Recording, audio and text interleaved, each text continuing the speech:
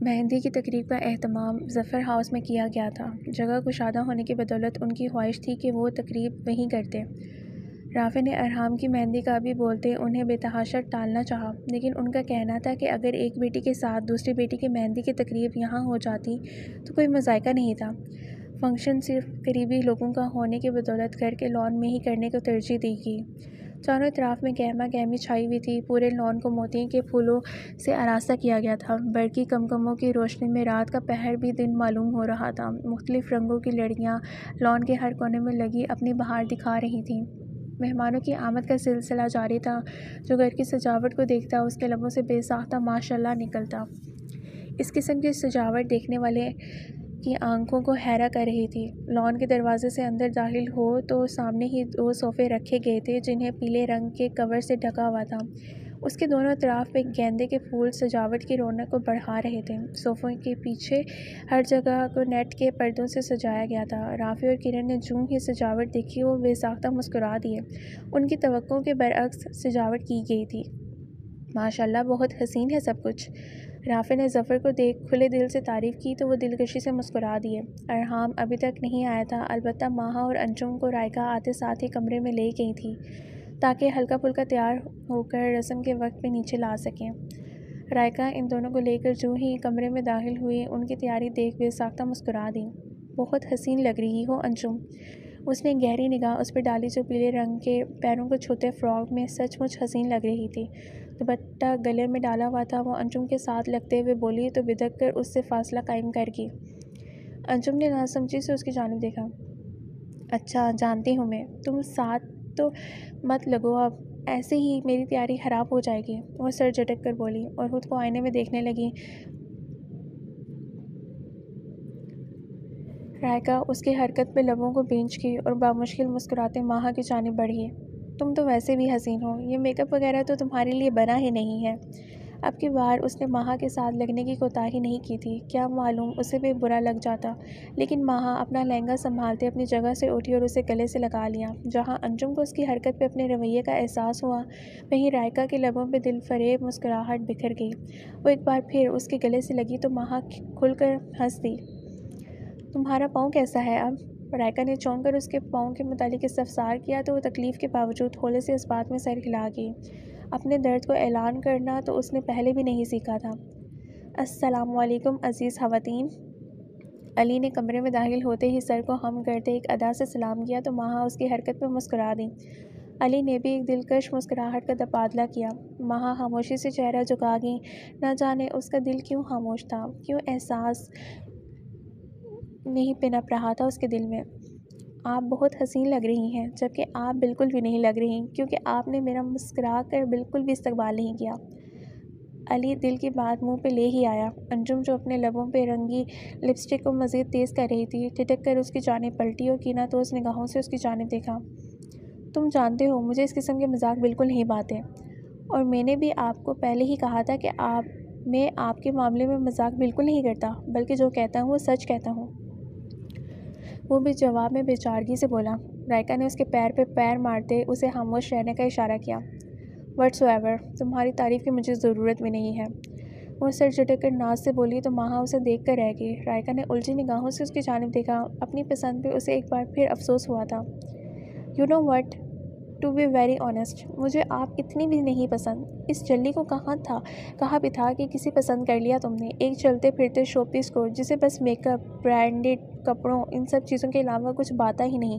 مگر نہیں، میری بہن پاگل ہے نا، اس کا ہر فیصلہ ہی غلط ہوتا ہے۔ مگر آپ جانتی ہیں کہ میں کیا کرتا ہوں اس کی ان حرکتوں پہ۔ وہ اس کے گرد چکر کاٹتے کاٹتے رکا اور دل جلانے والی مسکراہٹ اس کی جانب اچھالی۔ انجم سانس روکے اس کی باتیں سن رہی تھی۔ ماہا نے خوفزدہ نگاہوں سے رائقہ کی جانب دیکھا جو خود دم سادے کھڑی تھی۔ میں اس کے انہی غلط فیصلوں کو درست کرنے کی ہر ممکن کوشش کرتا ہوں، پھر چاہے مجھے اس کے لیے کسی بھی حد تک جانا پڑے۔ وہ ہنس کر بولتے تالی مارنے کی خاطر اس کی جانب ہاتھ پھیلا گیا، لیکن جواب میں وہ اسے ویسے ہی گھورتی رہی۔ ارے آپ تھوڑی نہ ماریں گی، آپ ہی تو وہ غلط فیصلہ ہے جسے مجھے درست کرنا ہے۔ وہ زچ کر دینے والی مسکراہٹ اس کی جانب اچھالتے ماہا کی جانب مڑا اور مسکراتی نگاہوں سے اس کا جائزہ لیا۔ نہ چاہتے ہوئے بھی ماہا پہلو بدل کر رہ گئی۔ بابی ماں وہی جو علی کے دل کو پائے، ورنہ میری بلا سے باڑ میں جائے۔ وہ مسکراتے لہجے میں بولتے ہیں، بائیں آنکھ دبا گیا اور ساتھ ہی مخصوص انداز میں بالوں کو سنوارتے ہاتھ ہلاتا باہر کی جانب بڑھ گیا۔ یہ تمہارا بھائی انتہائی بدتمیز ہے رائکا، مگر تم سے کم انجم۔ ان میں تو پھر کسی کا لحاظ ہے مگر تم میں نہیں ہے، تم ایک نہایت مفاد پرست لڑکی ہو۔ اس کی بات درمیان میں اچکتے ناگواری سے بولی، تم جانتی ہو کس سے مخاطب ہو تم؟ اپنی سب سے بڑی بھابھی سے۔ تم دونوں کا بندوبست میں شادی کے بعد زاویار سے کرواؤں گی۔ وہ برش ڈریسنگ ٹیبل پہ پٹکتے جلے بنے انداز میں بولی۔ رائکا نے اس کی بات کو بامشکل ہضم کیا۔ ماہا ہونکوں کی طرح اس کا اترانا دیکھ رہی تھی، شوق سے، بشرطیکہ بھائی تمہاری سن لیں۔ یو نو وٹ انجم، افسوس ہو رہا ہے مجھے تم پہ نہیں بلکہ خود پہ کہ میں نے یہ رشتہ پیش کیا، اور ہنسی آ رہی ہے مجھے تم پہ نہیں بلکہ خود پہ ہی کہ اب چاہ کر بھی کچھ نہیں ہو سکتا۔ لیکن اللہ ہے نا جسے تم بھول بیٹھی ہو، وہی معجزات کرنے میں ماہر ہے، بس اسی کے معجزے کا انتظار ہے۔ وہ نہایت پرسکون تھی، جیسے سچ میں کوئی معجزہ ہو جائے گا۔ انجم ایک لمحے کے لیے گھبرا گئی، مگر پھر اس کے بکواس پہ کان دھرے بغیر اپنا موبائل لیے بیڈ پہ بیٹھ گئی، جیسے اس سب سے اسے کوئی فرق نہ پڑتا ہو، اور اسے اصل میں پڑتا بھی نہیں تھا۔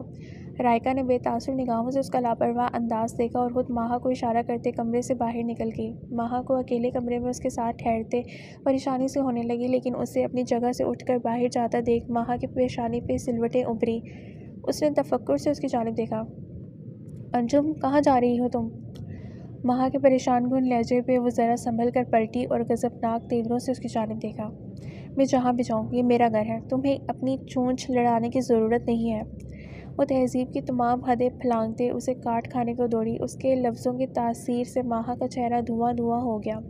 وہ خاموشی سے نگاہوں کا زاویہ بدل گئی۔ انجم سر جھٹک کر باہر نکل گئی۔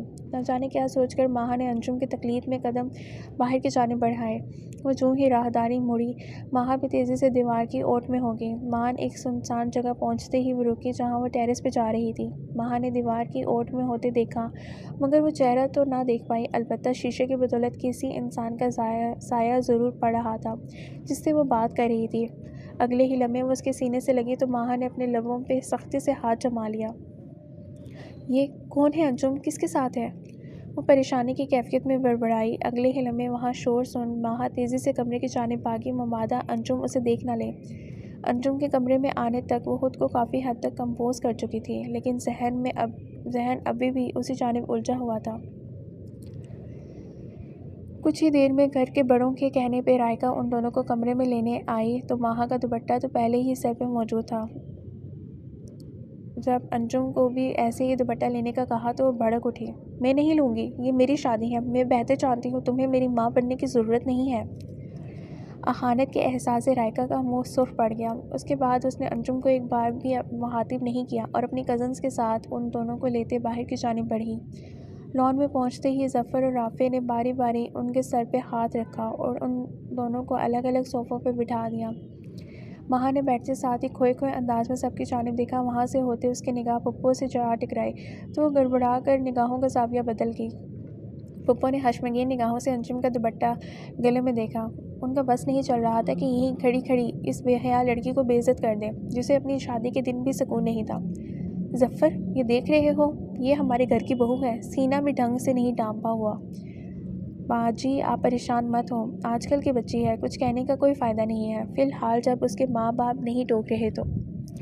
ظفر نے انہیں ٹالا، حالانکہ دل میں بھی ان کے بھی یہ بات آئی تھی، لیکن وہ اپنی ہی سوچوں کا سر جھٹک گئے۔ ہر جانب کھلکھلاہٹیں عروج پہ تھی، بس ایک وہ تھی جس کے اندر سکوت نے ڈیرا جمایا ہوا تھا۔ اس کی نگاہیں بے ساختہ رافع اور کرن کی جانب اٹھی۔ وہ انجم کے دونوں اطراف میں بیٹھے ہوئے تھے۔ نہ چاہتے ہوئے بھی اس کے دل میں حسرت سی جاگی۔ کاش اس کے ماں باپ بھی آج زندہ ہوتے تو وہ لوگوں کی نظروں ان کے رویوں کا شکار نہ ہوتی۔ وہ اپنی حالی ہاتھوں کی لکیروں کو دیکھ گہری سوچ میں غلطاں تھی۔ مان اپنے سر پہ کسی کا شفقت بھرا ہاتھ محسوس کر کے اس نے چونک کر نگاہ اٹھائی تو سیدھا ظفر سے جا ٹکرائی تھی۔ وہ اس کے ساتھ ہی جگہ سنبھال رہے تھے۔ اداس ہیں آپ؟ ان کے پوچھنے کا انداز ہی ایسا تھا کہ ماہا کی آنکھیں من من آنسوؤں سے بھر گئیں۔ ارے رو کیوں رہی ہیں؟ اسے روتا دیکھ حیرت سے بولے۔ ماہا نے چہرہ جھکا کر گہرا سانس بھرا۔ ماما پاپا کی یاد آ رہی ہے، سب کے پاس کوئی نہ کوئی ہے، بس میں ہی اکیلی ہوں اس دنیا میں۔ وہ کچھ زیادہ ہی ناامید دکھائی دے رہی تھی۔ عین اسی لمحے اپنے سر پہ ہاتھ محسوس کر کے اس نے چونک کر دائیں جانب دیکھا۔ اتنے بڑے گبرو جوان بھائی کے ہوتے ہوئے بھی آپ اکیلی ہیں؟ علی کی شرارت میں ڈوبی آواز پہ روتے روتے ہنس دی۔ اور میں کہاں ہوں اس فیملی پورٹریٹ میں؟ رائکا دونوں ہاتھ کمر پہ رکھتے مصنوعی منہ پھلا کر بولی۔ ماہا نے ہنس کر اسے اپنے ساتھ بیٹھنے کا اشارہ کیا تو وہ ہنستے ہوئے اس کے ساتھ لگ گئی۔ بابا زاویار، موئز کی آواز پہ ظفر نے فون اس کے ہاتھ سے تھامتے کان سے لگایا اور وہاں سے اٹھ کھڑے ہوئے۔ موئز نے مسکرا کر ماہا کی جانب دیکھا اور بے ساختہ اس کا سر تھپتھپایا۔ ماہا نرمی سے مسکرا دی۔ اتنے خوبصورت رشتے انجم کو ملنے والے تھے، مگر وہ پھر بھی اس معاملے میں نہایت ناشکری تھی۔ اس نے اپنی نم آنکھوں کو صاف کرتے ہوئے انہیں دیکھ کر سوچا۔ اس کے وجود میں ہلچل کے باعث اس کے کان میں موجود چھوٹے چھوٹے آویزے بھی لہرا رہے تھے۔ مہندی والی کی آمد کے ساتھ ہی وہ سب وہاں سے چل دیے، البتہ رائکا ان کے پاس ہی بیٹھی رہی۔ مہندی والی اب ان کے ہاتھوں پہ خوبصورت نقش و نگار بنانے میں مصروف تھی، ساتھ ساتھ رائکا سے بھی باتیں کر رہی تھی۔ ماہا اس دوران اپنی ہی سوچوں میں غلطہ نہ جانے کیا سوچ رہی تھی۔ اسی دوران اچانک ہی مہندی والی کی نگاہ دور کھڑے علی کی جانب اٹھی، جس نے اسے دیکھ کر تھمس اپ کا اشارہ کیا۔ وہ مسکرا کر نہایت خوبصورتی سے اس کے ہاتھ پہ نام لکھنے لگی، ایک جگہ واضح جبکہ دوسری جگہ ذرا چھپا کر لکھ کر۔ اس نے دوبارہ علی کی جانب دیکھا تو وہ مسکرا دیا، مطلب اس کا کام مکمل ہو چکا تھا۔ ارے آپ نے نام تو بتایا ہی نہیں دولہے کا۔ انجم کے پاس بیٹھی مہندی والی کی آواز پہ وہ وہاں بھی چونک کر ان کی جانب متوجہ ہوئی۔ وہ اب شرما کر زاویار کا نام بتا رہی تھی۔ رائکا نے چونک کر ماہا کے آگے بیٹھی مہندی والی کو دیکھا، جس نے دولہے کا نام تو پوچھا ہی نہیں تھا۔ آپ بھی یہاں دولہے کا نام لکھ دیجیے گا، رائکا شرارت سے اسے ٹہوکا مارتے ہوئے بولی تو ماہا خاموشی سے چہرہ جھکا گئی۔ لیکن میں نے تو لکھ دیا۔ اس کی بات پہ ان دونوں نے حیرت سے ایک دوسرے کی جانب دیکھا۔ اس نے تو نام پوچھا ہی نہیں تھا، پھر اس نے کس کا نام لکھ دیا؟ لیکن اگلے ہی لمحے اپنی ہتھیلی پہ لکھے نام کو دیکھ کر اسے اس گھر کی عمارت اپنے سر پہ گرتی محسوس ہوئی۔ اس کے پیروں تلے زمین کھسک گئی۔ ارے چھوڑے میرا ہاتھ، یہ آپ نے کیا کیا؟ وہ حلق تر کرتے پریشانی سے بولی اور گھبرا کر انجم کی جانب دیکھا۔ اگر انجم کو معلوم ہوتا تو بھونچال مچا دیتی۔ رائکا نے پریشانی سے اس کی جانب دیکھا۔ علی اس ساری صورتحال پہ الرٹ ہو چکا تھا۔ رائکا نے اس کا بازو تھام کر بھویں اچکائی۔ رائکا، انہوں نے کام خراب کر دیا ہے، دیکھو یہاں کس کا نام لکھ دیا، سب مجھے غلط سمجھے گے، آپ کم سے کم ایک بار مجھ سے پوچھ لیتی۔ مہندی والی بھی اس اچانک ہوئی افتاد پہ بوکھلا گئی۔ رائکا نے چہرے پہ ناقابل فہم تاثرات سے جائے اس کی جانب دیکھا جو اب اسے اپنی ہتھیلی دکھا رہی تھی۔ رائکا بھی دیکھتے ساتھ تخیل کے عالم میں اپنے لبوں پہ ہاتھ جما گئی، جہاں واضح الفاظ میں زاویار لکھا ہوا تھا۔ رائکا کی رنگت اڑ گئی۔ یہ کیا حرکت کی ہے آپ نے، پوچھا کیوں نہیں؟ جی باہر یہی لکھا ہوا تھا، مجھے لگا وہ ان کے ہیں۔ وہ چہرہ جھکائے جھوٹ کا سہارا لے رہی تھی۔ باقی سب بھی ناسمجھی سے وہاں کے حالات کا جائزہ لے رہے تھے۔ رائکا نے نگاہیں اطراف میں گھمائی، اگر سب کو معلوم ہوتا تو بات مزید بگڑتی، تبھی کچھ سوچ کر اس نے بات سنبھالنی چاہی۔ کچھ نہیں ہوا، بس نام غلط لکھا گیا ہے، میں آتی ہوں صاف کروا کر۔ وہ مشکل مسکرا کر وہاں موجود سب کو تسلی دیتے ماہا کو لیتے اندر کی جانب بڑھی۔ ماہا اس کے ساتھ کھنچتی چلی گئی۔ اب کیا ہوگا رائکا؟ وہ روتے ہوئے بولی۔ کچھ نہیں ہوگا، تم گھبرا کیوں رہی ہو، جیسے یہ سب تم نے جان بوجھ کر کیا ہو؟ وہ اسے جھاڑ بلاتے ہوئے بولی۔ ماہا کی آنکھوں سے آنسو بہہ نکلے۔ رائکا نے اسے ساتھ لگا کر سہارا دیا۔ ایک یہ لڑکی نہ جانے کیوں چھوٹی چھوٹی باتوں کو سر پہ حاوی کر لیتی تھی۔ ایسا کرو تم زینے چڑھتے ہی پہلے کمرے میں چلے جانا، میں فون سن کر آتی ہوں۔ اسے پچکارتے خود باہر نکل گئی۔ ماہا تیزی سے کمرے کی تلاش میں آگے بڑھی، لیکن راہداری مڑتے ہی دائیں بائیں دونوں جانب پہلا کمرہ تھا تو اس نے کہاں جانا تھا؟ اس نے آنکھوں کو رگڑتے اللہ کا نام لیا اور بائیں جانب کے پہلے کمرے میں گھس گئی۔ سچ شکر تھا کمرے میں کوئی نہیں تھا، مطلب اس نے اسی کمرے میں بولا تھا۔ وہ سیدھا واش روم میں جا گھسی اور پانی کے نیچے ہاتھ رکھتے اپنی مہندی رگڑنے لگی، لیکن مہندی کا رنگ تیز ہونے کی بدولت وہ نام وہاں اپنی چھاپ چھوڑ چکا تھا۔ اپنی بدقسمتی پہ اسے رونا آنے لگا۔ وہ ہاتھوں کو غصے سے رگڑتے واش روم سے باہر نکلی۔ یا اللہ میں کیا کروں، اگر کسی نے یہ دیکھ لیا تو؟ وہ بڑبڑاتے ہوئے ساتھ ہاتھ کی پشت سے آنسو بھی رگڑ رہی تھی۔ آئینے کے سامنے شرٹ لیس کھڑے زاویار نے صدمے کی کیفیت میں اسے اپنے کمرے میں دیکھا، جو کس قدر سکون سے روتے ہوئے ساتھ ساتھ کچھ بڑبڑا بھی رہی تھی۔ اس کے اندر کا غصہ ایک نئے سرے سے عود آیا۔ وہ برش وہیں پٹکتے دندناتے ہوئے اس تک پہنچا اور اس کا بازو تھام کر ایک جھٹکا دیا۔ ماہا نے چونک کر نگاہیں اٹھائیں، لیکن اگلے ہی لمحے اس کے ہاتھ کے طوطے مینا سب اڑ گئے تھے۔ وہ پھٹی پھٹی نگاہوں سے اپنے سامنے کھڑے زاویار کو دیکھ رہی تھی۔ اف اللہ! وہ دونوں ہاتھ آنکھوں پہ رکھتے حلق تر کرتے بے اختیار پلٹی۔ تنفس بری طرح پھولا ہوا تھا، وجود کا سارا خون جیسے چہرے پہ سمٹ آیا، اور زاویار وہ عجیب سے انداز میں اسے دیکھ رہا تھا جو اس کے کمرے میں بھی گھس آئی تھی۔ اپنا شرٹ لیس ہونا تو وہ بھول ہی گیا تھا۔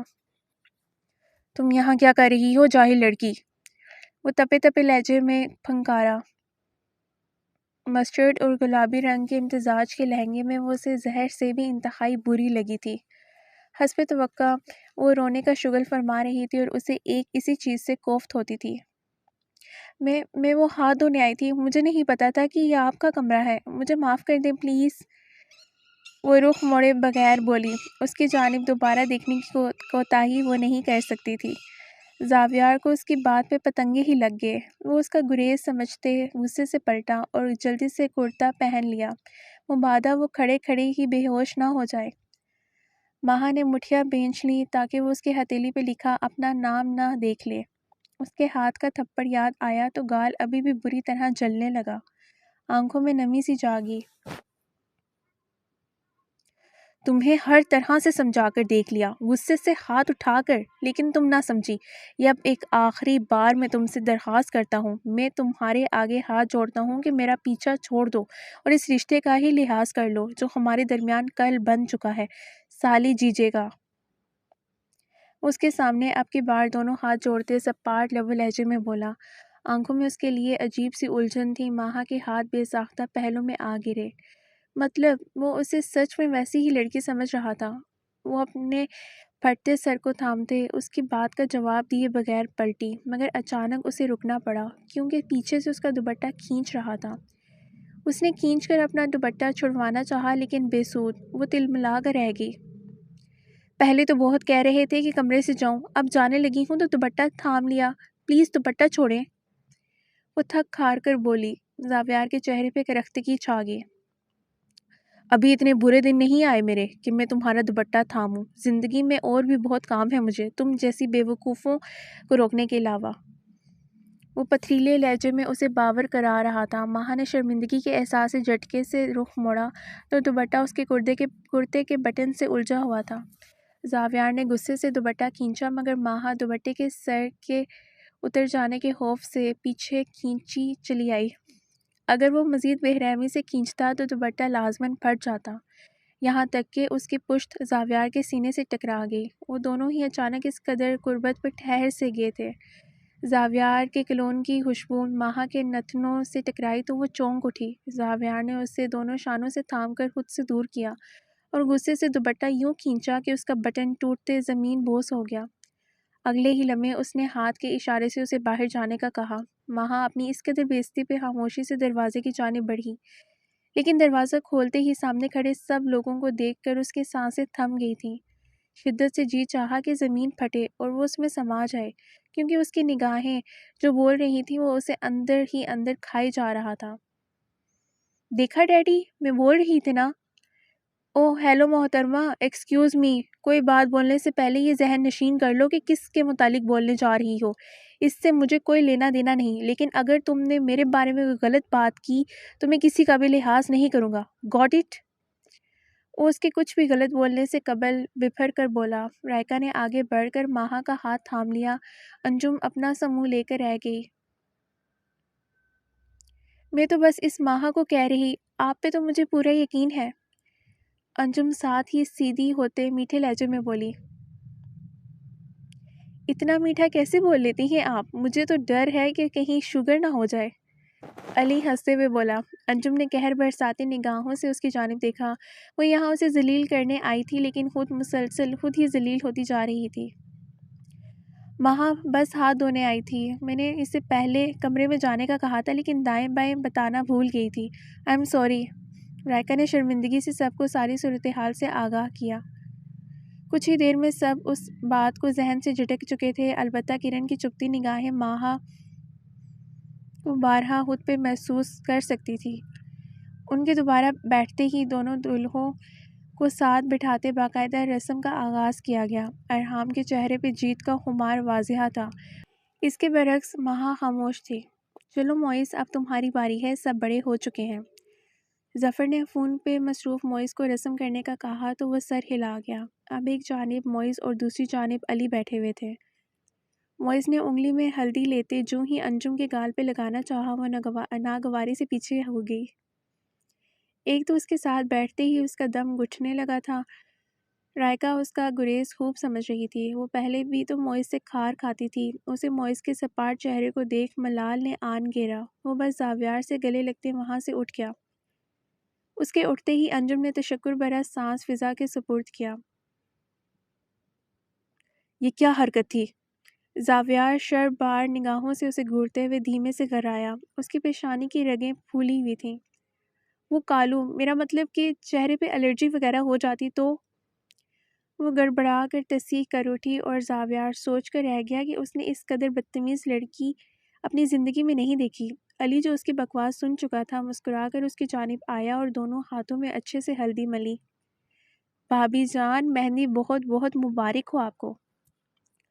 وہ تمسخرانہ لہجے میں بولتے ہلدی میں ڈوبے ہاتھ اس کے چہرے پہ مل گیا۔ انجم اس کی حرکت پہ ساکت رہ گئی، البتہ باقی سب بھابھی دیور کا مذاق سمجھتے کھل کر ہنس دیے۔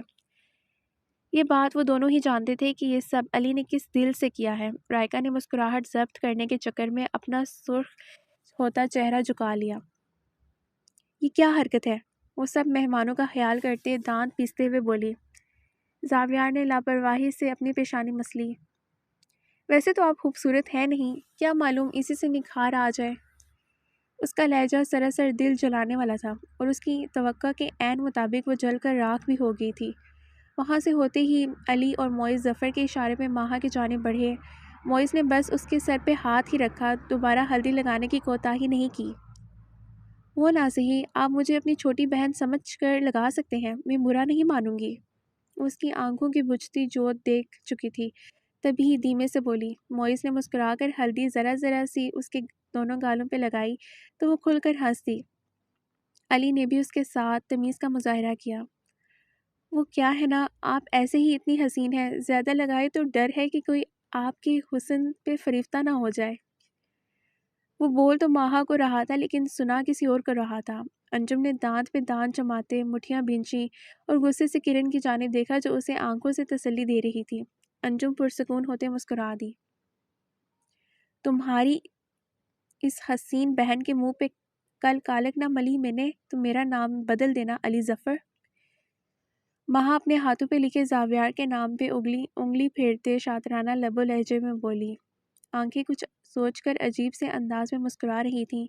تقریباً آدھے گھنٹے بعد تھوڑی بہت ڈھولکی بجاتے ظفر صاحب کے کہنے پہ محفل برخاست ہوئی اور اپنے اختتام کو پہنچی، کیونکہ کل بارات تھی اور وقت کم تھا۔ ابھی بھی گھڑی رات کے 1 بجا رہی تھی۔ ان سب نے گھر واپس جانے میں ہی عافیت جانی۔ گاڑی میں بیٹھتے ہی ماہا نے ایک نظر اس سجے سنورے گھر کو دیکھا اور دوسری نگاہ اپنی ہتھیلی پہ لکھے نام پہ ڈالی، جہاں زاویار نام کا رنگ کس قدر گہرا چڑھا تھا۔ ارحام کے متوجہ ہونے سے پہلے ہی وہ ہاتھ بند کرتے ونڈ سکرین کے پار دیکھنے لگی۔ کیا کر رہی ہو تم؟ جلدی اٹھو یہاں سے، شادی ہے آج تمہاری اور کہیں سے آثار ہی نہیں لگ رہے۔ کرن جوں ہی اس کے کمرے میں داخل ہوئی، وہ اوندے منہ بیڈ پہ لیٹی کوئی کتاب پڑھنے میں مصروف تھی۔ انہیں یہ سب دیکھ گویا آگ ہی لگنے لگ گئی، تبھی اسے جھڑکنے والے انداز میں بولی، ممی کیا ہے یہ سب؟ یہ فارمیلٹی بھی ضروری ہے کیا؟ میں بس آپ لوگوں کی موجودگی میں نکاح پڑھوا کر جانا چاہتی تھی۔ 1000 لوگوں کے سامنے خود کو دکھانے کا مجھے کوئی شوق نہیں ہے، اور کیا معلوم زاویار کے سائڈ کے لوگ الٹریٹ ہوں، مطلب 100 لوگ اور 100 قسم کی باتیں۔ وہ کتاب بند کرتے اکتاہٹ بھرے لہجے میں بولی اور اپنی جگہ پہ اٹھ بیٹھی۔ کرن نے تمسخرانہ انداز میں اس کی جانب دیکھا۔ وہاں شادی کرنے کا بھوت بھی شاید تمہیں ہی سوار تھا، اب جب ہو رہی ہے تو تم 100 نقص مزید نکال رہی ہو۔ ویسے اگر تم کہتی ہو تو ابھی بھی چانس ہے، میں یہاں سے شادی کینسل کروا کر تمہارا رشتہ اپنی پسند سے اس سے بھی اونچے گھرانے میں جوڑ سکتی ہوں۔ کرن چمکتی نگاہوں سمیت بولی۔ انجم نے حجمگین نگاہوں سے ان کی جانب دیکھا اور نفی میں سر ہلاتے سر جھٹک گئی۔ شادی تو میری یہی ہوگی، زاویار کی بیوی اور اس علی کی بابی بھی میں ہی بنوں گی۔ ایسا تگنی کا ناچ نچواؤں گی نا اس علی کو، آئندہ کبھی مجھ سے پنگا لینے کا سوچے گا بھی نہیں۔ جانتی ہیں اس گھر کے کس فرد سے مجھے سب سے زیادہ نفرت ہے؟ اس علی سے، جو بات بات پہ مجھے تانے دینے سے باز نہیں آتا۔ اسے تو ایک ایسی چوٹ سے متعارف کرواؤں گی نا میں کہ بس تکلیف سے کرا اٹھے گا، لیکن مرہم رکھنے والا کوئی نہیں ہوگا۔ وہ دونوں ہاتھوں سے بالوں کو سنوارتے دل جلانے والی انداز میں بولی۔ کرن بھی اس کے خیالات سن دلکشی سے مسکرا دی۔ ایسا ہی ہونا چاہیے انسان کو۔ اگر کوئی آپ سے آپ کی خوشیاں چھیننے کی کوشش کرے تو اگلے انسان کو نوچ ڈالو۔ مجھے امید ہے میری بیٹی بھی یہی کرے گی۔ کرن شیطانی مسکراہٹ سمیت بولتے اسے کھل کر ہنسنے پہ مجبور کر گئی۔ آخر بیٹی کس کی ہوں؟ وہ اترا کر بولی۔ خیر مزمل بھائی آ رہے ہیں یا نہیں؟ آج شادی ہے میری۔ اس نے چونک کر استفسار کیا۔ کرن نے رونت سے نفی میں سر ہلایا۔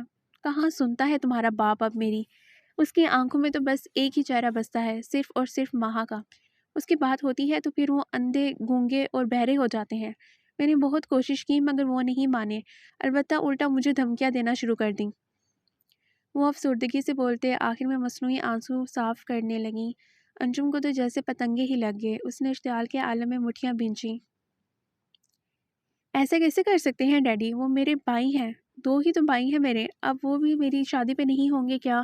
میں یہ سب برداشت نہیں کروں گی ممی۔ مجھے ارحام اور مزمل دونوں بھائی اپنے اطراف میں چاہیے، تو بس چاہیے۔ اس ماہا کو کچھ بھی ہوتا پھرے، ایک اس واحد لڑکی نے ہماری زندگیوں میں آ کر سکھ چین سب کچھ ختم کر دیا ہے۔ وہ رونق زدہ لہجے میں بولی۔ کرن نے تائیدی انداز میں سر ہلایا۔ میں بات کرتی ہوں ڈیڈی سے، اب میرے اوپر تو وہ ماہا کو فوقیت نہیں دیں گے نا؟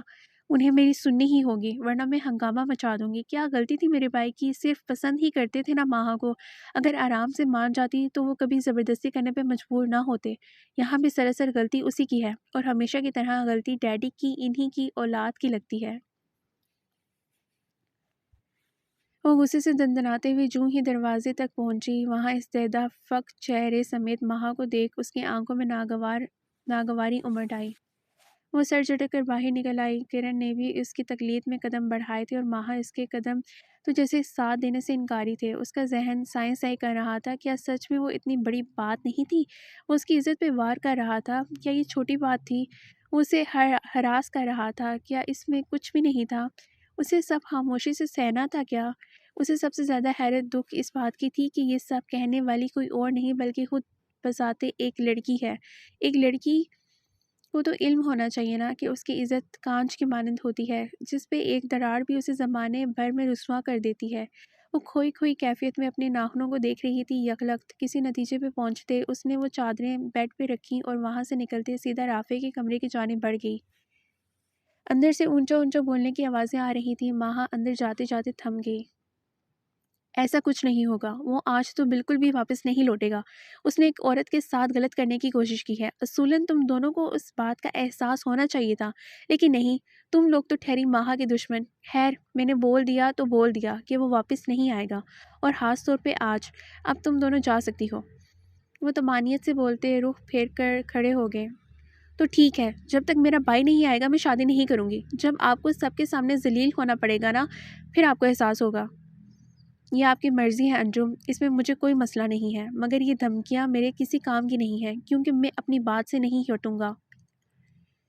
وہ سنجیدگی سے بولے تھے۔ انجم اور کرن ایک غصیلی نگاہ اس پہ ڈالتے تیزی سے وہاں سے نکلتے چلے گئے۔ ماہا سرد سے پلڑ کی اوٹ میں ہوگی۔ ان کے جاتے ہی ماہا نے خود میں ہمت مجتمع کی اور کنکھیوں سے کمرے کی کھڑکی میں کھڑے رافع کو دیکھا، جن کے چہرے پہ کرختگی چھائی ہوئی تھی۔ وہ چھوٹے چھوٹے قدم اٹھاتے ان کے نزدیک پہنچی اور گلا کھنکارا۔ ارے آپ یہاں کیا کر رہی ہیں؟ ابھی گئے نہیں پالر؟ انہوں نے چونک کر اس کی جانب دیکھا۔ اور آپ ابھی تک تیار کیوں نہیں ہوئے؟ ساری تیاریاں بھی تو آپ کو ہی دیکھنی ہے نا۔ کون سے کپڑے پہننے والے ہیں آپ؟ اس نے پے تربے اتنے سارے سوال کر ڈالے۔ تمہاری ممانی کو مجھ سے ناراض ہونے سے فرصت ملے تو میں کچھ کروں؟ تو ممانی اور انجم کا ناراض بھی تو آپ ہی کرتے ہیں نا مامو جان۔ آج انجم ہمیشہ کے لیے یہاں سے رخصت ہو جائے گی۔ آپ پہ فرض ہے کہ آپ اس کی ہر خواہش کا پاس رکھیں۔ میں جانتی ہوں کہ وہ کون سی خواہش ظاہر کر رہی ہے، جو شاید آپ کے ساتھ ساتھ میرے لیے بھی ممکن نہیں، مگر میں سہ لوں گی۔ آپ پلیز انجم کی خواہش پوری کریں۔ آپ واپس بلا لیں اس کے بھائی کو۔ ایک لڑکی کے لیے یہ مرحلہ بہت خاص ہوتا ہے، وہ اپنے بھائیوں کے سائے میں رہنا چاہتی ہے ان موقعوں پہ۔ میرا بھائی نہیں ہے نا، اس لیے میں یہ سب سمجھ سکتی ہوں۔ آپ اس کے بھائی کے ہوتے ہوئے بھی اسے یہ محرومی نہ دیں۔ وہ بولنے پہ آئی تو بولتی چلی گئی۔ اس کا لہجہ ہمیشہ کی طرح مضبوط تھا۔ رافع اسے دیکھ کر رہ گئے، جو اتنا سب سہنے کے بعد بھی ان کو ٹھیک کہہ رہی تھی۔ مگر میں کیسے؟ میں یہ نہیں کر سکتا۔ اس کی شکل بھی نہیں دیکھنا چاہتا۔ بات یہ نہیں کہ اس نے آپ پہ غلط نگاہ ڈالی، بات یہ ہے کہ اگر وہ کسی پہ بھی غلط نگاہ ڈالتا تو میرا رد عمل یہی ہوتا۔ آپ کو یہ کرنا ہوگا ماموں جان، کیونکہ میں کہہ رہی ہوں جب میں اسے معاف کر چکی ہوں تو پھر آپ کو کوئی حق نہیں ہے کہ اس سے ناراضگی جتانے کا۔ امید ہے کہ آپ کو میری بات سمجھ آ گئی ہوگی۔ میں اپنی نئی زندگی کی شروعات کرنے جا رہی ہوں۔ میں نہیں چاہتی کہ کچھ میل دل میں رکھ کر میں اس جانب قدم رکھوں۔ وہ دھیمے لہجے میں بولتے وہاں سے نکلتی چلی گئی۔ حلق میں آنسوؤں کا گولا سا اٹکا۔ یہ سب اس نے جس دل سے بولا تھا یہ بات وہی جانتی تھی۔ مزمل کو ایک بار پھر سے گھر بلانا مطلب خود کی عزت داؤ پہ لگانا، لیکن وہ کسی کی نگاہ میں خود کو غلط نہیں ہونے دے سکتی تھی۔ پہلے ہی اس کو لے کر سب کے دل خراب تھے۔ مزمل کو اگر اس کی وجہ سے گھر سے اور اس کے گھر کے مکینوں سے دور رکھا جاتا تو لازماً کرن کی تنزیہ اور انجم کے کاٹدار جملوں کا سامنا اسے تعمیر کرنا پڑتا۔ اس لیے وہ اس بار بھی صبر کرنا سیکھ گئی تھی۔ ویسے بھی اب اسے زندگی کے ہر معاملے میں صبر ہی تو کرنا تھا۔ کہاں مراقبے میں چلی گئی ہو؟ لو پکڑو اسے اور پارلر جانے کی تیاری کرو۔ کرن نے اسے ایک ہی جگہ پہ جمے دیکھ کر غصے سے چادر اس کی جانب بڑھائی۔ وہ ہوش کی دنیا میں لوٹتے اپنے ہاتھ میں موجود سرخ رنگ کی چادر کو دیکھنے لگی۔ یہ کس لیے ممانی جان؟ اس نے جھجک کر استفسار کیا۔ اب کیا تیار ہو کر یوں ہی منہ اٹھا کر پارلر سے نکل پڑو گی؟ ویسے بھی تمہارا کیا بھروسہ، لچھن جو ٹھیک نہیں ہے تمہارے۔ وہ پتھریلے لہجے میں بولتے وہاں سے نکلتی چلی گئیں۔ اندر جاتے ہی انہوں نے اسی طرح کی بھورے رنگ کی چادر انجم کو تھمائی تو وہ اس چادر کو دیکھ کر چڑ گئی۔ کیا ہو گیا ہے انجم؟ اب تیار ہو کر یوں ہی تو باہر نہیں نکلو گی نا؟ چلو پکڑو اسے، ڈرائیور چھوڑ آئے گا تمہیں۔ وہ اس کا گال تھپ تھپاتے بچکارنے والے انداز میں بولیں اور تمام سامان وغیرہ گاڑی میں رکھوا کر انہیں پارلر کی جانب روانہ کیا اور خود گھر کے دوسرے کام کاج کی جانب اپنی توجہ مبذول کی۔ ان دونوں کی گاڑی میں بیٹھتے ہی ڈرائیور نے گاڑی تیزی سے پارلر کی جانب دوڑائی۔ پارلر ذرا مسافت پہ ہونے کے باعث ماہا کو جانے کو تیار نہیں تھی، مگر وہ کسی کو بات کرنے کا موقع بھی نہیں دینا چاہتی تھی۔ ویسے بھی زیادہ تیار ہونے کا شوق اسے بالکل نہیں تھا۔ یہ سب ویسے بھی انجم کی بدولت ہو رہا تھا۔ اس پارلر سے تیار ہونے کا شوق اسے تھا اور اسے بھی اس کے ساتھ مجبوراً تیار ہونے وہاں جانا پڑا تھا۔ انجم کو اپنے موبائل میں مصروف دیکھ کر اس نے خاموشی سے نگاہوں کا زاویہ بدلتے توجہ باہر دوڑتے مناظر کی جانب مبذول کرا لی، جہاں دیکھنے کو اس کا ذرا بھی دل نہیں تھا۔ وہ بے خیالی میں اپنی ہی سوچوں میں غلطاں تھی کہ اسی دوران بیوٹیشن کی آواز پہ وہ ہوش کی دنیا میں واپس لوٹی۔ وہ جو آنکھیں موندے کچھ سوچ رہی تھی، ٹھٹک کر اپنی آنکھیں کھولی تو سیدھا اپنے ساتھ ہی بیٹھی انجم سے جا ٹکرائی، جس کی آنکھوں میں ناگواری کا عنصر صاف نمایاں تھا۔ وہ اسے ایسی کیوں دیکھ رہی تھی؟ ماہا سمجھ نہ پائی۔ اس نے چونک کر بیوٹیشن کی جانب دیکھا۔ اگلے ہی لمحے اس کی نگاہ آئینے کی جانب اٹھی تو اس کی آنکھیں کھلی کی کھلی رہ گئیں۔ بیوٹیشن نے اس کے نقوش کا مزید نکھارتے اسے مزید حسین بنا دیا تھا۔ وہ جو ذرا سے لپ گلوز پہ گزارا کر لیتی تھی، آج اتنی تیاری میں خود بھی دم بخود رہ گئی۔ گہرے سرخ رنگ کے لہنگے کے ساتھ بالکل لائٹ سی جویلری جو اس نے اپنی پسند سے خریدی تھی، ہلکے پھلکے میک اپ میں بھی اس کی سج دج نرالی تھی۔ میم میرے خیال میں آپ پہ ڈارک شیڈ زیادہ سوٹ کرے گا۔ بیوٹیشن کی بات پہ وہ لاپرواہی سے سر جھکا گئی۔ اتنا میک اپ کے بابت اسے علم ہوتا تو آج وہ خود تیار نہ ہو جاتی۔ اس کے برعکس انجم کے وجود میں اس کی خوبصورتی کو دیکھ غصے کے بام پر جل رہے تھے۔ وہ اس سے بھی حسین لگ رہی تھی اور یہی چیز اسے گوارا نہیں تھی۔ اس نے سختی سے مٹھیاں بھینچیں۔ مان کچھ سوچ کر اس کی آنکھیں چمک اٹھیں۔ ایک منٹ، ڈارک نہیں، اسے لائٹ میک اپ پسند ہے۔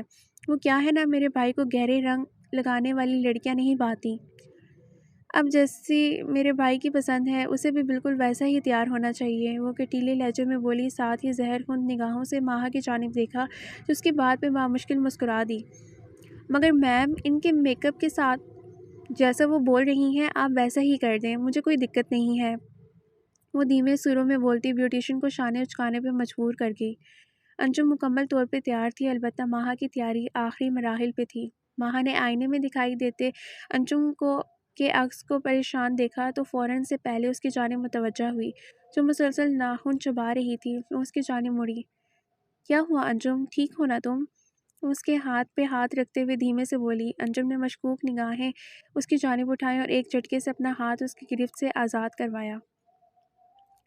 تم سے مطلب، اپنے کام سے کام رکھو، جو بھی ہو مجھے وہ تمہارا مسئلہ نہیں ہے۔ میرا مسئلہ ہے تم مجھ سے دور رہو اور مجھے ہاتھ لگانے کی تو سوچو بھی مت۔ وہ درشتگی سے گویا ہوئی۔ اتنے لوگوں کی موجودگی میں ماہا کا چہرہ اہانت کے احساس سے سرخ پڑ گیا۔ وہ خاموشی سے پیچھے ہٹ گئی۔ چلو تم وہاں کھڑی منہ کیا دیکھ رہی ہو، یہ چادر اڑاؤ، ڈرائیور لینے آتا ہی ہوگا۔ انجم نے خاموش کھڑی لڑکی کو سختی سے تاکید کی تو وہ ناک منہ چڑھاتے اس کی جانب آئی اور بھورے رنگ کی چادر اٹھائی۔ اس سے پہلے کہ وہ اسے چادر اڑاتی، انجم کی نگاہ چادر کے پھٹے ہوئے حصے پہ پڑی۔ وہ لمحے کے 1000ویں حصے میں سیدھی ہوئی اور صدمے کے مارے اس پھٹی ہوئی چادر کو دیکھ رہی تھی۔ اوہ نو میم، اب یہ تو نہیں لی جائے گی۔ بیوٹیشن کی بات پہ انجم نے دانت میں دانت جماتے گہرا سانس بھرا اور دل جلانے والی مسکراہٹ سمیت ماہا کی جانب دیکھا، جو خود حیران پریشان بیٹھی تھی۔ تو کوئی مسئلہ نہیں، مجھے وہ سرخ رنگ کی چادر اڑا دو اور یہ پھٹی ہوئی اسے اڑا دینا، ویسے بھی اس کی اوقات کچھ ایسی ہی ہے۔ وہ مزے سے بولتے گنگنانے لگی اور آئینے میں اپنا جائزہ لینے میں محو ہوگی۔ ماہا نے حالی حالی نگاہوں سے اس کی جانب دیکھا۔ باقی سب ورکرز بھی تعجب سے ان کی جانب دیکھ رہے تھے۔ نہ جانے اسے کس قسم کی کھاڑ تھی اس لڑکی سے۔ بیوٹیشن نے اس کے کہے پہ عمل کیا اور دونوں کو ایک دوسرے کی چادر اڑا دی۔ آئی ایم سوری میم، مجھے انہوں نے کہا تھا۔ وہ معذرت خواہانہ لہجے میں گویا ہوئی۔ نہیں کوئی مسئلہ نہیں، ویسے بھی پھٹا ہوا حصہ تو چھپ ہی گیا ہے، وہ پہنے یا میں، بات تو ایک ہی ہے نا۔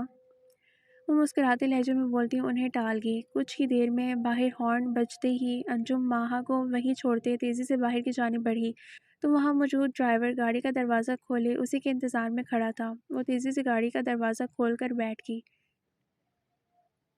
ماہا اس کی تیزی دیکھ کر عجلت میں اپنا لہنگا سنبھالتے جو ہی باہر نکلی، باہر کھڑی گاڑی جا چکی تھی۔ ماہا کا ذہن سائیں سائیں کرنے لگا۔ وہ اسے تنہا یہاں چھوڑ چکی تھی۔ اس نے بے ساختہ اپنے دل کے مقام پہ ہاتھ رکھا، دھڑکن نہایت سست روی سے چل رہی تھی۔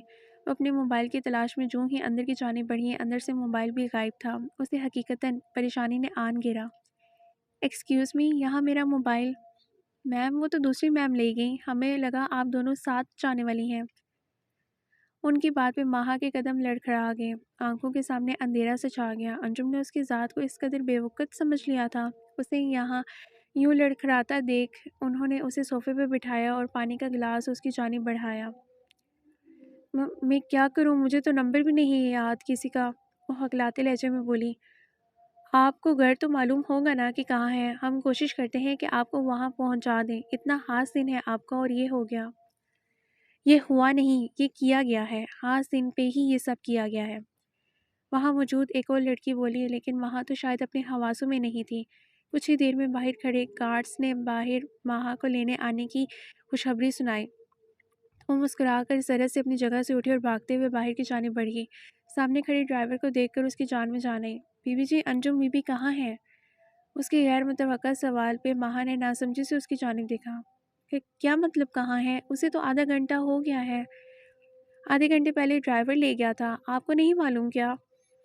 ماہا نے اس کی کم عقلی پہ ماتم کیا اور تیزی سے اندر بیٹھ گئی۔ مبادا یہ بھی اسے چھوڑ کر نہ چلا جائے۔ انجم بی بی چلی گئی؟ بھلا ایسے کیسے ممکن ہے؟ صاحب نے تو مجھے بھیجا ہے لینے اور ذمہ داری بھی مجھے ہی سونپی ہے۔ ہاں، ہو سکتا ہے دوسرا ڈرائیور لے گیا ہو۔ وہ خود ہی سوال اور خود ہی جواب دیتے گاڑی میں بیٹھا اور گاڑی زن سے بینکوٹ کی جانب بڑھائی۔ اس سب کے دوران ماہا کا ذہن ابھی بھی الجھن میں گھرا ہوا تھا۔ انجم گھر جا چکی تھی تو کیا وہ اب تک گھر پہنچی نہیں تھی؟ نہ جانے کیوں یکدم اس کے ذہن میں کچھ کلک سا ہوا۔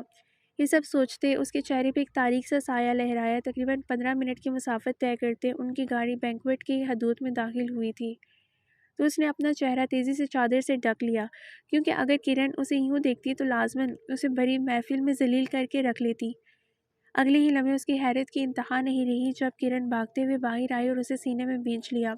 اس سے قبل کہ ماہا خوشی اور حیرت کے ملے جلے تاثرات سمیت ان کی محبت کا جواب دیتی، ان کے منہ سے نکلتا لفظ وہیں تھم گئی۔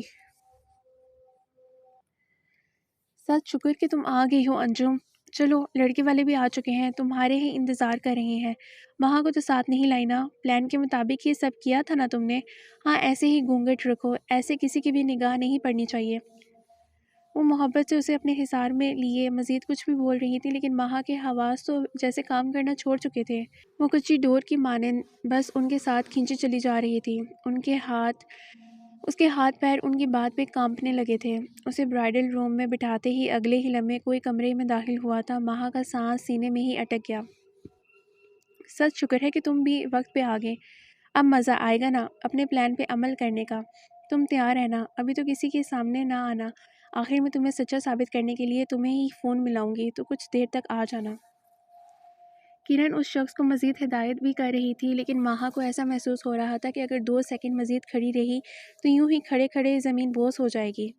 آنکھوں میں دھند سی چھانے لگی۔ ممی آپ پریشان مت ہوں، ایسے ایسے الزامات کی بوچھار کروں گا کہ سالی ساری زندگی یاد رکھے گی۔ مزمل، ماہا کے لبوں سے سرسراتی ہوئی آواز نکلی۔ اس کا سر بے یقینی کی کیفیت میں بے ساختہ نفی میں ہلا۔ قدم پیچھے کی جانب بڑھنے لگے۔ اس نے بامشکل اپنے قدم زمین پہ جمائے۔ آج سے اس سے اپنی ذات کی دھجیاں اڑتی ہوئی محسوس ہوئی تھیں۔ چلیں اب آپ باہر جائیں، میں ذرا اپنی بہن سے مل لوں۔ وہ محبت سے بولتے ماہا کی جانب بڑھا، جس کا چہرہ ڈھکا ہوا تھا۔ اب اس کے چہرے سے وہ چادر کسی نے نہیں ہٹائی تھی۔ ماہا نے اپنی چادر کو سختی سے تھام لیا۔ یا اللہ، آج نہیں پلیز، آج نہیں، صرف ایک بار میری فریاد سن لو پلیز، مما، بابا۔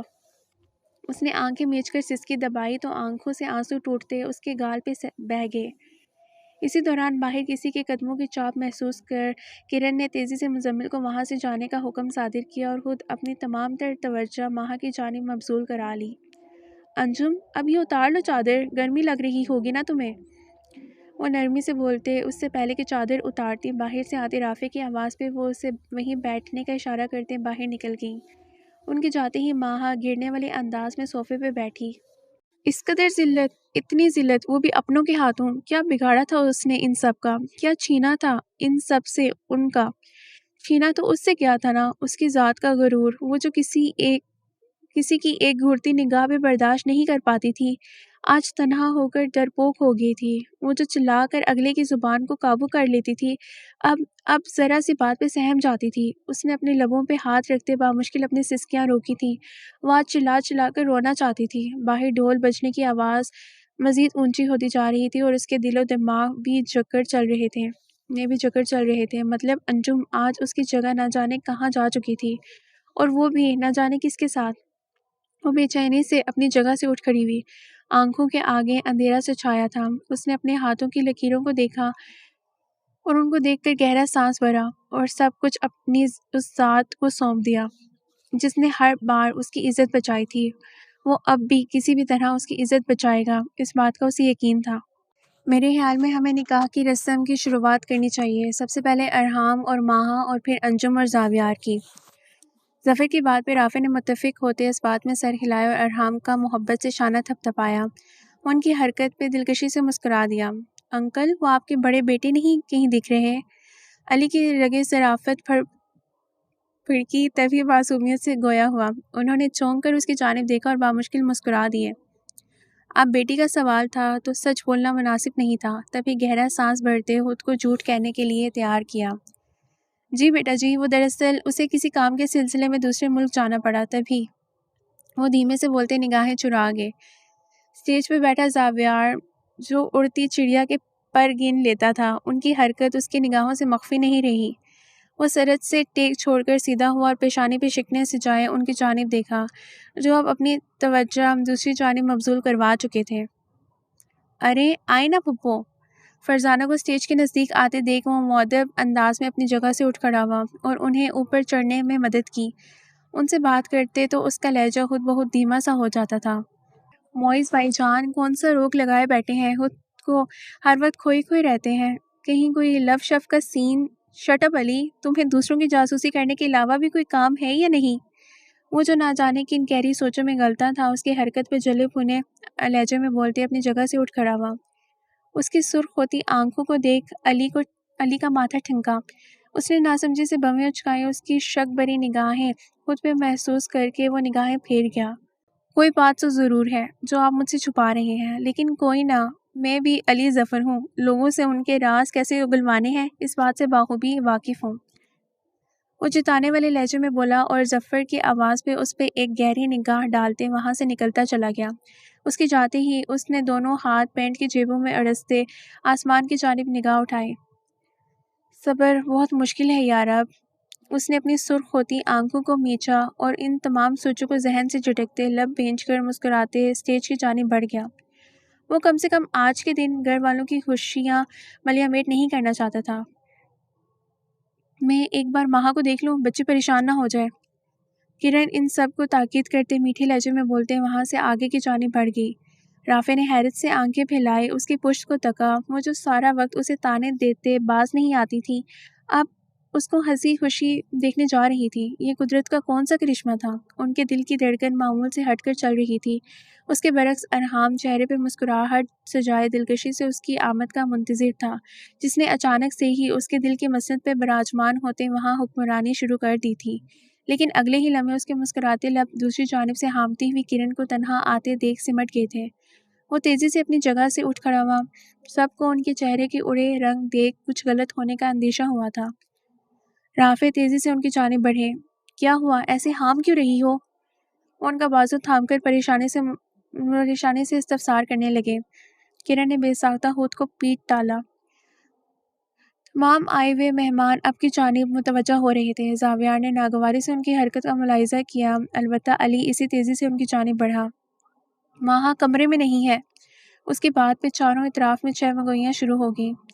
کیا بکواس کر رہی ہو کرن؟ ماہا تو انجم کے ساتھ ہی آئی تھی نا، پھر کمرے میں کیسے نہیں ہے؟ وہ انہیں جھڑکنے والے انداز میں بولے۔ وہ انجم کے ساتھ نہیں آئی تھی، ڈرائیور اسے دوبارہ لینے جانے والا تھا کیونکہ ابھی اس کی تیاری مکمل نہیں ہوئی تھی۔ انجم اسے وہیں چھوڑ آئی تھی تاکہ وہ سکون سے تیار ہو سکے۔ وہ دل ہی دل میں مسکراتے بظاہر تفکر بھرے لہجے میں بولی۔ رافع کا سر بے ساختہ نفی میں ہلا۔ نہیں، میری ماہا ایسی نہیں ہو سکتی، وہ تکلیف سے بڑبڑائے۔ ظفر نے بے ساختہ انہیں تھاما، البتہ زاویار نے اس سارے منظر کو دیکھ کوفت سے آنکھیں گھمائیں۔ نہ جانے اب کیا تماشا ہے۔ وہ غصے سے سر جھٹک گیا۔ بھائی کیا ہو گیا ہے آپ کو؟ ماہا نہ جانے کہاں چلی گئی ہے اور آپ؟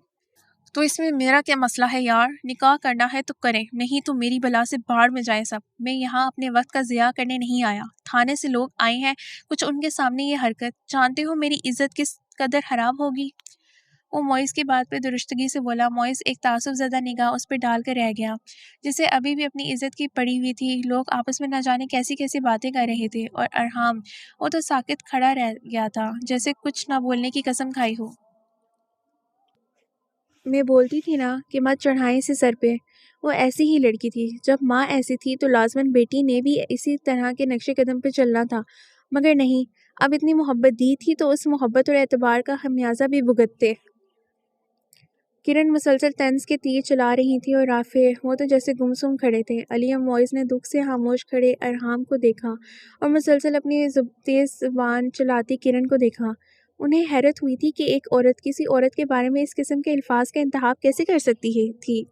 اگلے ہی لمحے زاویار کے چہرے کے پل پل بدلتے تاثرات دیکھ ظفر تیزی سے اس کی جانب بڑھے تو وہ پھٹ پڑا۔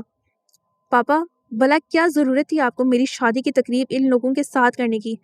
الگ دن رکھتے، کم سے کم اس لڑکی کی اس حرکت کے بعد ہمیں پریشانی کا سامنا تو نہ کرنا پڑتا۔ زاویار کے زہر خون لہجے پہ ظفر نے تعجب سے اس کی جانب دیکھا۔ ہاں، ماہا کی گمشدگی ان کے لیے بھی ناقابل قبول تھی۔ سونے پہ سہاگا کرن کا یہ دعویٰ کرنا کہ وہ لڑکی ایسے ہی ماں کی اولاد تھی، تبھی اس نے ایسا قدم اٹھایا، انہیں پریشانی میں مبتلا کر رہا تھا۔ زاویار، یہ سب تم کہہ رہے ہو؟ مجھے تم سے کم اس قسم کی گھٹیا بات کی توقع نہیں تھی۔ وہ حیرت کی زیادتی سے بولے۔ اس نے کوف سے آنکھیں گھماتے ارحام کی جانب دیکھا، جس کا چہرہ مکمل طور پہ سپاٹ تھا۔ اطراف میں چہمگوئیاں ہو رہی تھیں۔ زاویار کو یہاں صرف اپنی عزت کی پرواہ تھی۔ اس لڑکی ماہا کی وجہ سے اس کی عزت داؤ پہ لگ چکی تھی۔ میں کچھ نہیں جانتا، میرا نکاح کرنا ہے تو کر دیں، ورنہ میری جانب سے بھی انکار ہی سمجھے۔ مجھے یہ گوارا نہیں کہ میری ذات پہ کسی کی وجہ سے کوئی بات آئے۔ اس بات کی تو میں آپ کو یقین دہانی کرواتا ہوں کہ جب بھی وہ مجھے ملی تو اسے زندہ میں دفناؤں گا اپنے ہاتھوں سے۔ اس کا لہجہ انتہائی سرد اور کٹیلا تھا۔ اس کی آواز اتنی اونچی ضرور تھی کہ رافع نے پریشانی سے اس کی جانب دیکھا۔ رائکا اس اچانک افتاد پہ خود رونا شروع ہو چکی تھی۔ نہ جانے ماہا اچانک کہاں چلی گئی تھی۔ بھائی، پھر آپ ماہا کے ساتھ انجم کی بھی قبر کھودنے کی تیاری کریں۔ اس سب کے دوران علی جو خاموش تماشائی بنا سب کی شکلیں دیکھنے میں محو تھا، بے یقینی کی کیفیت میں خود سے بڑبڑایا۔ اگلے ہی لمحے ظفر نے رائکا کو انجم کو لانے کا حکم صادر کیا۔ اب دوسری نگاہ کی تقریب بھی تو کرنی تھی۔ تبھی رافع بھی اپنا چہرہ صاف کرتے اپنی جگہ سے اٹھ کھڑے ہوئے۔ بولتی تھی نا میں کہ میرا مزمل ایسا نہیں ہے۔ اس ماہا نے جان بوجھ کر آپ کو آپ کی ہی اولاد سے بدگمان کرنے کی کوشش کی ہے، اور اب آپ ہو بھی گئے۔ کرن مزید بھی کچھ بول رہی تھی کہ ان کی ایک گھوری پہ ان کی چلتی زبان کو بریک لگا۔ یہاں کسی کو بھی مزمل کی اس حرکت کے بارے میں علم نہیں ہے۔ میں نہیں چاہتا کہ تم بھی کسی کے ساتھ یہ شیئر کرو، اسی لیے بہتر ہے کہ اپنی زبان کو لگام دو۔ وہ ایک تیز نگاہ ان پہ ڈالتے تند لہجے میں بولے۔ کرن ان کے غصے سے خائف ہوتے سر جھٹک گئی۔ انجم کو لانے کے لیے رافع کی اجازت ملتے ہی رائکا مریل قدموں سے چلتے برائڈل روم کی جانب بڑھ گئی۔ وہ جو اپنے دھیان میں اندر کی جانب بڑھ رہی تھی، وہیں برائڈل روم خالی پڑا اس کو منہ چڑھا رہا تھا۔ رائکا کا دماغ بگ سے اڑا۔ اس نے بے یقینی کی کیفیت میں واش روم میں جھانکا، مگر بے سود۔ اگلے ہی لمحے وہ نفی میں سر ہلاتے بھاگتی ہوئی اندر داخل ہوئی تو سب نے تعجب سے اس کی جانب دیکھا، جس کا تنفس بری طرح بکھرا ہوا تھا، چہرے کی ہوائیاں اڑی ہوئی تھیں۔ بابا، انجم بھی کمرے میں نہیں ہے۔ اس کے سرسراتی آواز پہ کرن، ارحام اور زاویار کو اپنے اطراف میں دھماکے ہوتے محسوس ہوئے۔ انہوں نے جھٹکے سے رخ موڑتے ایک دوسرے کی جانب دیکھا، البتہ زاویار کا چہرہ اہانت کے احساس سے سرخ پڑ گیا۔ دونوں دلہنیں ایک ہی وقت میں غائب۔ ظفر نے پریشانی سے اپنی پیشانی مس لی، کیونکہ اب سب لوگ آپس میں سرگوشیوں میں مصروف تھے۔ ان سب کی سمجھ سے باہر تھا کہ اچانک ہی دونوں دلہنیں موقع سے غائب کیسے ہو چکی تھیں۔ علی کی نگاہیں تیزی سے کرن کی جانب اٹھیں، جو باقاعدہ اپنا سر پیٹ رہی تھی۔ وہ دونوں ہاتھ سینے پہ باندھتے گہرا سانس بھر اٹھا۔ زاویار نے غصے سے اپنا قلعہ اتار کر کھینچ کر زمین پہ پھینکا اور بگڑے تنفس سمیت کھینچتے اترا۔ جب بیٹیاں سنبھالی نہیں جاتی تو پیدا کیوں کرتے ہیں آپ لوگ؟ اس کے سخت لہجے میں پوچھے گئے سوال پہ رافع نے شرمندگی سے چہرہ جھکا لیا، البتہ ظفر نے تیزی سے اسے تھاما، جس کی ماتھے کی شریانیں پھٹنے کے قریب تھیں۔ کرن الگ خود کو پیٹ رہی تھی۔ میری انجم کیسے کہاں جا سکتی ہے؟ نہیں، وہ تو برائڈل روم میں ہی تھی، میں نے دیکھا تھا اسے، میں نے اپنے ہاتھوں سے بٹھایا تھا اسے۔ آپ پولیس کو فون کریں۔ کرن رافع کا بازو تھام کر ملتجانہ انداز میں بولی۔ دوسری جانب ارحام نے بھی ایک جانب ہوتے کسی کو فون ملایا تھا۔ ظفر نے بغور سب کی جانب دیکھا، جو انجم کی گمشدگی پہ اور ماہا کی گمشدگی پہ کیسا رد عمل ظاہر کر رہے تھے۔ وہ سختی سے اپنے لبوں کو آپس میں پیوست کر گئے۔ اسی لیے بولتی تھی کہ میں میری بیٹی کو بہو بنا لو، اپنی دیکھ لو اب تمہاری ضد کا نتیجہ۔ لڑکی بھی کیسے تلاش کی میرے ہیرے بیٹے کے لیے جو بکوڑی نکلی۔ فرزانہ کو بھی جیسے باتیں بنانے کا موقع مل گیا تھا، تبھی تمام لحاظ بالائے طاق رکھتے پھنکاری۔ ڈیڈی، انجم کہاں جا سکتی ہے؟ ارحام رافع کو دیکھ کر پریشان کن لہجے میں بولا۔ رافع نے چونک کر اس کی جانب دیکھا، جس کے چہرے پہ بہن کی گمشدگی کا سن کر کیسے تفکر امڑ آیا تھا، اور ماہا کے بابت اس نے پوچھنا تک گوارا نہیں کیا تھا۔ یہ بلا اس کی کیسی محبت تھی؟ اور ماہا ارحام؟ ان کے سوال پہ وہ کئی ثانیے کچھ بول نہ پایا۔ جی ڈیڈی، لیکن وہ مجھے چھوڑ کر کسی اپنے یار کے ساتھ بھاگی ہے۔ میں نے اسے نہیں چھوڑا، اس لیے میں نہیں پوچھوں گا کہ اس کے بارے میں۔ رہی بات انجم کی تو وہ میری بہن ہے۔ علی کا شدت سے جی چاہا ایسی گھٹیا بات پہ اس انسان کا منہ توڑ ڈالے، لیکن مٹھیاں بھیجتے ضبط کر گیا۔ رافع نے دکھ سے اس کی جانب دیکھا۔ لیکن میں تو کسی یار کے ساتھ نہیں بھاگی ارحام، یہی ہوں صرف آپ کے لیے۔ اپنے عقب سے آنے والی نسوانی آواز پہ سب کی نگاہیں بیک وقت پیچھے کی جانب اٹھی، جہاں دلہن کے جوڑے میں ملبوس ماہا دونوں ہاتھ سینے پہ باندھے کھڑی تھی۔ اس کے شانوں پہ ڈھلکی بری چادر دیکھ کر کرن کا دماغ بگ سے اڑا۔ کچھ غلط ہونے کا گمان انہیں شدت سے ہوا تھا۔ ارحام تیزی سے سیدھا ہوا، البتہ رافع اور باقی سب کا چہرہ کھل اٹھا۔ ظفر سب مہمانوں سے پہلے ہی معذرت کر چکے تھے، تبھی آہستہ آہستہ یہ سب وہاں سے رخصت ہو رہے تھے۔ تو تم؟ ارحام کے لبوں سے سرسراتی ہوئی آواز نکلی۔ ماہا لڑکھڑاتے قدموں سمیت اس کی جانب آئی اور بغور اس کے آنکھوں میں دیکھا۔ اس کا چہرہ مکمل طور پہ سپاٹ تھا۔ ماہا کہاں چلی گئی تھی؟ رافع تیزی سے اس کی جانب بڑھے۔ مامود جان کہیں نہیں، یہی تھی۔ پریشان مت ہو، آپ کی عزت پہ میں چاہ کر بھی کوئی بات نہیں آنے دے سکتی۔ وہ سنجیدگی سے بولتے ایک بار پھر ارحام کی جانب متوجہ ہوئی جو اب خوفزدہ نگاہوں سمیت کرن کو دیکھ رہا تھا۔ کیا ہوا ارحام، ڈر لگ رہا ہے؟ مجھے یہاں توقع نہیں کر رہے تھے نا تم، یوں ڈر کر اپنی ممی کو دیکھ رہے ہو؟ سب ٹھیک ہو جائے گا اس طرح؟ اسے پچکارنے والے انداز میں بولی علی نے اس کے میٹھے لہجے پہ چہرہ جھکاتے وہ مشکل مسکراہٹ ضبط کی اور بغور زاویار کی جانب دیکھا۔ اگلے ہی لمحے اس نے کرسی کھینچ کر اس کے سامنے رکھی۔ یہاں بیٹھے بھائی، پکچر ابھی باقی ہے۔ اس نے کندھوں سے تھام کر اسے کرسی پہ بٹھایا تو زاویار چونک گیا اور اپنی نگاہیں نہ چاہتے ہوئے بھی اس پہ جما لیں۔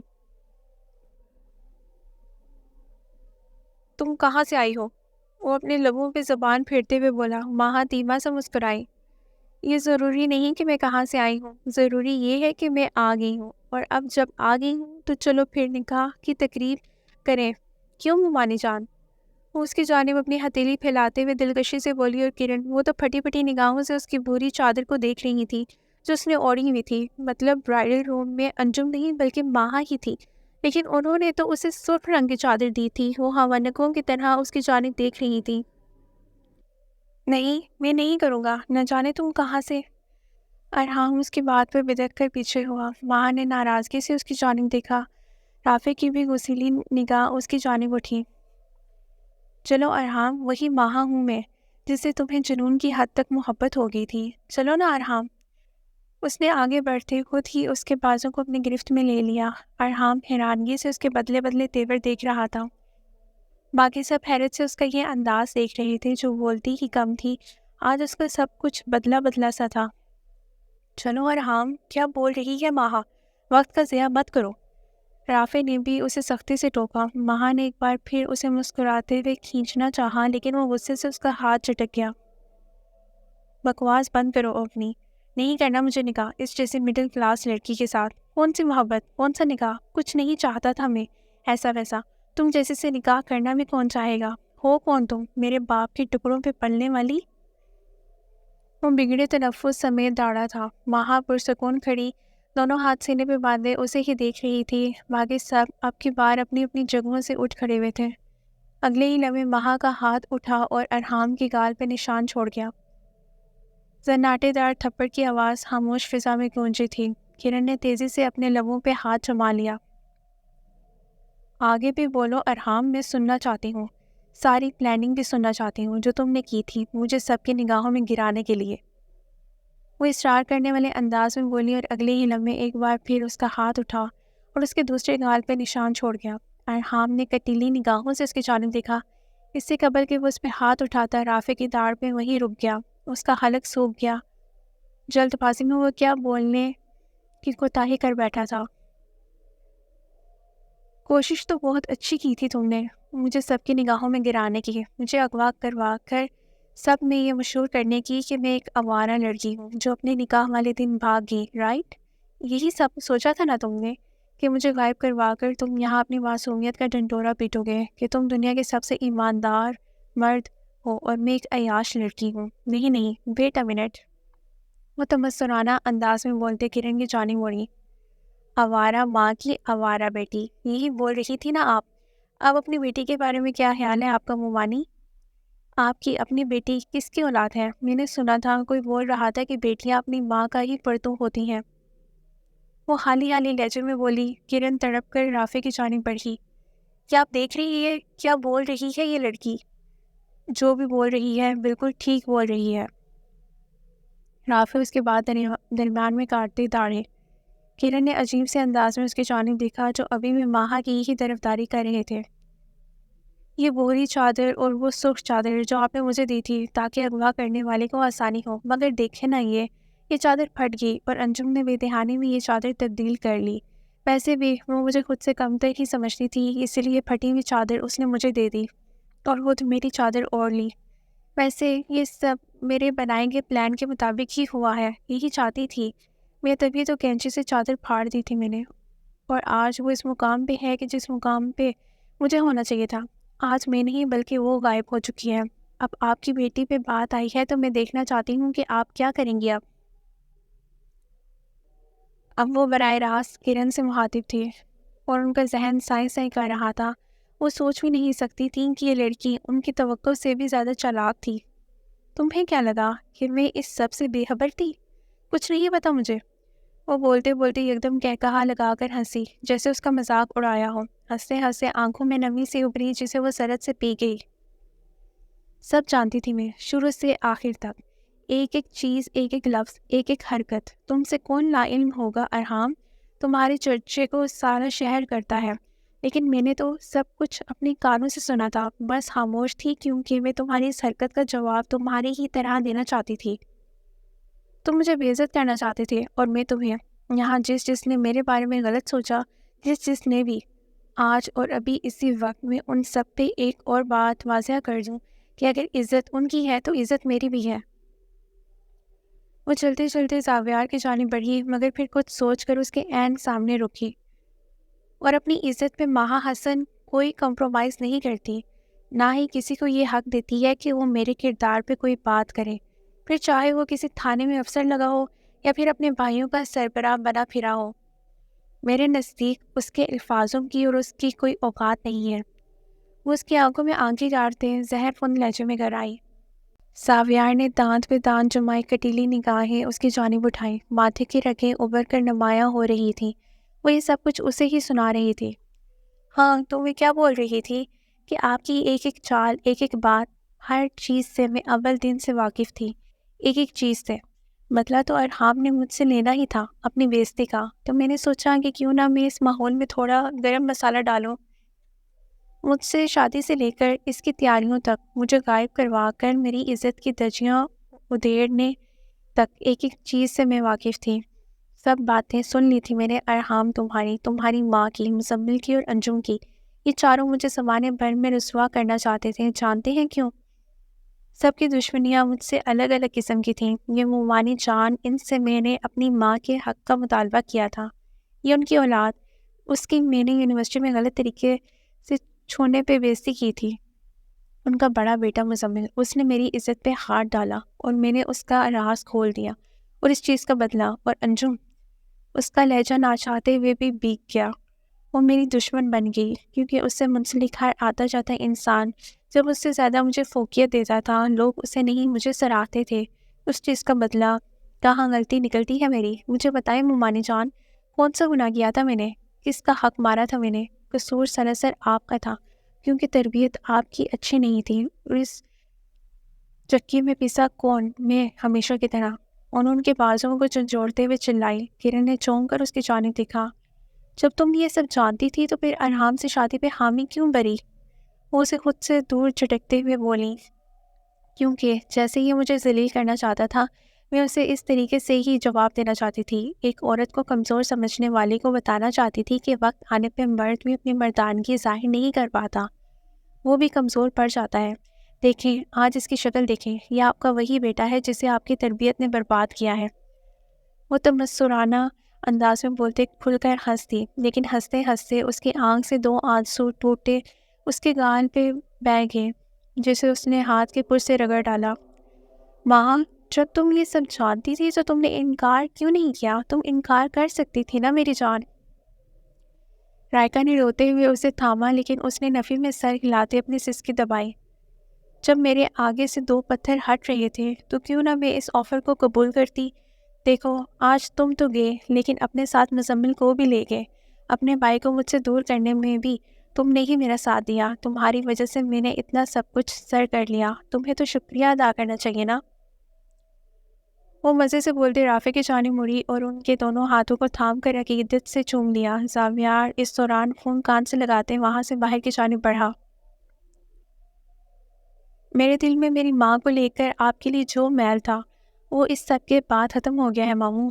آپ نے شروع سے آخر تک جیسے میرے ساتھ دیا، اس سب پلاننگ میں میرے ساتھ رہے، اس سے بڑھ کر میرے لیے کچھ نہیں۔ اور علی بھائی، آپ، اگر آج میرا کوئی بھائی ہوتا تو بالکل آپ جیسا ہوتا۔ راستے سے ان گنڈوں کو گمراہ کر کے انجم کو غائب کروانا تاکہ انہیں سبق حاصل ہو سکے، اس سب کے لیے شکریہ۔ پریشان مت ہو، آپ کے بھیجے گئے گنڈوں کے پاس نہیں ہے انجم، محفوظ ہاتھوں میں ہے۔ میں شاید آپ جیسے شفاق نہیں ہو سکتی، کبھی بھی نہیں۔ علی بھائی، شاید میں اس محبت کا حق ادا نہ کر سکوں گی۔ علی نے اس کے بات پہ ہولے سے اس کا سر تھپتھپایا۔ کرن اب کی بار پھٹی پھٹی نگاہوں سے رافع کی جانب دیکھ رہی تھی۔ انہیں یقین نہیں آ رہا تھا کہ رافع اس سب سے واقف تھے۔ تم ماہا کے ساتھ تھے علی؟ ظفر نے بے یقینی کی کیفیت میں اس کی جانب دیکھا تو وہ سر جھٹک کر ہنس دیا۔ رافع نے بے ساختہ متلاشی نگاہیں زاویار کی تلاش میں گھمائی۔ سچ شکر تھا کہ اس نے یہ سب نہیں سنا تھا، ورنہ علی کی شامت اس کے ہاتھوں پکی تھی۔ علی کا وار کبھی خالی نہیں جاتا بابا، علی جو کہتا ہے وہ کر کے دکھاتا ہے۔ یہاں بات ویسے بھی حق کی اور عزت کی تھی، اور آپ نے ہمیں ایک عورت کی عزت کرنا سکھایا ہے بابا۔ آپ کی تربیت پہ بات نہیں آنے دے سکتا تھا میں، کیونکہ میں بھی ایک چڑیل کا بھائی ہوں۔ بس زاوی بھائی کو کوئی نہ بتائے۔ وہ رائکا کو اپنے ساتھ لگائے محبت بھرے لہجے میں بولتے اسے شدتوں سے رونے پہ مجبور کر گیا۔ آخر میں اس نے ذرا سے جھک کر دھیمے سے سرگوشی کی۔ کیوں کرن آنٹی، اب آپ کے بیٹی کی ماں کا کردار ایسا نہیں کیا؟ میرے خیال میں بیٹیاں اپنی ماں کے نقش قدم پہ ہی چلتی ہیں۔ علی کے طنز میں ڈوبے الفاظ سن کر کرن کا شدت سے جی چاہا کہ زمین پھٹے اور وہ اس میں سما جائے۔ آپ اس سب سے واقف تھے رافع؟ وہ بے یقین تھی۔ ہاں، ایک ایک چیز سے واقف تھا اور دیکھنا چاہتا تھا کہ تم آخر کس حد تک گرو گی۔ تبھی خاموش تھا۔ فخر ہے مجھے اپنی بہن پہ کہ جس نے اپنی بیٹی کو ایسی پرورش دی، تو لعنت ہے تم جیسی عورت پہ جو اپنی اولاد کو ایسی تربیت نہ دے پائی۔ علی بیٹا، اپنے دوست کو فون کرو، انجم کو واپس اپنے گھر چھوڑ جائے، شاید اس کے لیے یہ سبق بہت ہوگا۔ ان کے شانے ڈلکے ہوئے تھے، آج وہ ہار گئے تھے خود سے۔ زاویار بھی اس دوران واپس لوٹ آیا۔ یہ سب اس نے کیا ہے رافع، ہم نے کچھ نہیں کیا، یہ سب اس کی ماں نے سکھایا ہے اسے۔ ماہا نے دھندلی نگاہوں سے اس کی جانب دیکھا۔ ایسا کچھ نہیں سکھایا مجھے میری ماں نے مومانی، کچھ بھی نہیں۔